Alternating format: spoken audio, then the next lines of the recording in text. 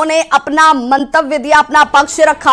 RJD से चुनाव लड़ने का सवाल ही नहीं उठता है।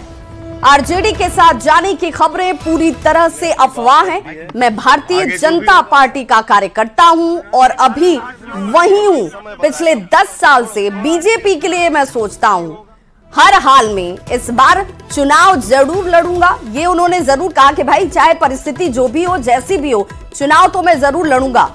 लेकिन आरजेडी के साथ जाने वाले कयासों पर उन्होंने अपने बयान के जरिए विराम लगाने की कोशिश की। संवाददाता रजनीश हमारे साथ जुड़ गए इस वक्त।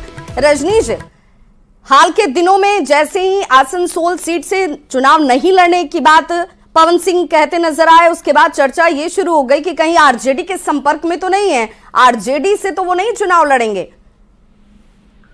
विवाह, देखिए बिल्कुल आपने सही कहा कि जब से आसनसोल से टिकट मिलने की बात सामने आई उसके बाद पवन सिंह ने इनकार किया था, तो तरह तरह की चर्चाएं शुरू हो गई है। और कल ये चर्चा शुरू हो गई थी कि पवन सिंह जो है चुनाव जरूर लड़ेंगे, लेकिन आरजेडी के संपर्क में है और आरजेडी चुनाव लड़ सकता है। लेकिन पवन सिंह ने अभी न्यूज 18 को फोन करके जानकारी दी है कि बिल्कुल भ्रामक और गलत खबर है, कहीं से ये हम लोग सोचे भी नहीं है कि आरजेडी से हम लोग चुनाव लड़ेंगे। हाँ, ये जरूर कहा है कि लोकसभा चुनाव और इसी साल ये चुनाव लड़ेंगे और ये तय है कि बीजेपी से ही चुनाव लड़ेंगे।